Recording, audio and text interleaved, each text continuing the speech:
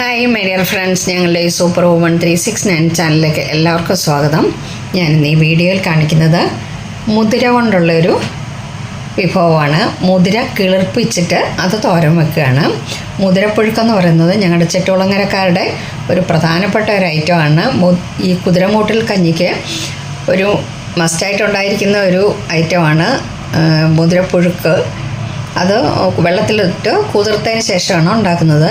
ഞാനിപ്പം മുതിര കിളിർപ്പിച്ചതിന് ശേഷം അത് ഉണ്ടാക്കുന്നതാണ് കാണിക്കുന്നത്. അപ്പോൾ എല്ലാവരും ഒന്ന് കാണുക. ഓക്കെ. മുതിര കിളിർപ്പിച്ചതിന് ഗുണം കൂടും സാധാരണ മുതിര കഴിക്കുന്നതിനെക്കാട്ടിലും.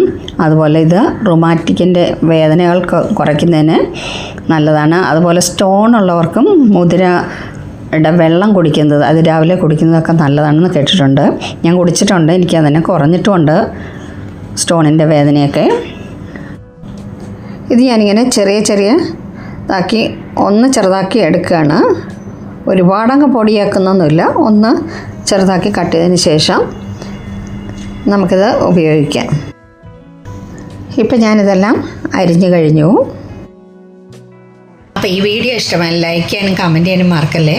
അതുപോലെ എൻ്റെ ഈ ചാനൽ ആദ്യമായി കാണുന്നവർ ഒന്ന് സബ്സ്ക്രൈബ് ചെയ്യുക, ബെല്ലൈക്കൺ ക്ലിക്ക് ചെയ്യുക, ഓൾ എന്ന ഓപ്ഷൻ കൂടി എനേബിൾ ആക്കുക. ഓക്കെ. കുക്ക് ചെയ്യുന്നതിന് വേണ്ടിയിട്ട് ഞാനൊരു പാൻ അടുപ്പിൽ വെച്ചിട്ടുണ്ട്.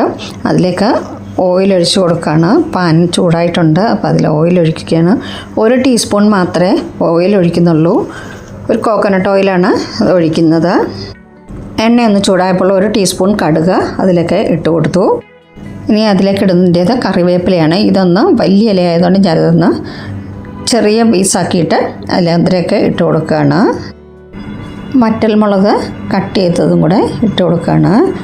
ഒരു 2-3 പീസ് മാത്രം. ഒന്ന് ഞാൻ ഇളക്കി കൊടുത്തു, വറ്റൽമുളകും കറിവേപ്പിലയും ഒന്ന് മൂക്കാൻ വേണ്ടിയിട്ട്. അതിലേക്ക് ഒരു 1/2 ടീസ്പൂൺ ജീരകം ഇട്ട് കൊടുത്തു. 1 ടീസ്പൂൺ ഉഴുന്നുപരിപ്പ് ഇട്ട് കൊടുത്തു.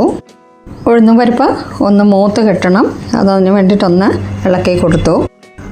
ഉഴുന്നുപരിപ്പ് മൂത്ത് കഴിഞ്ഞപ്പോഴത്തേക്കും നമ്മൾ അരിഞ്ഞു വെച്ചിരിക്കുന്ന മുതിര അങ്ങോട്ട് ഇട്ട് കൊടുക്കുകയാണ്.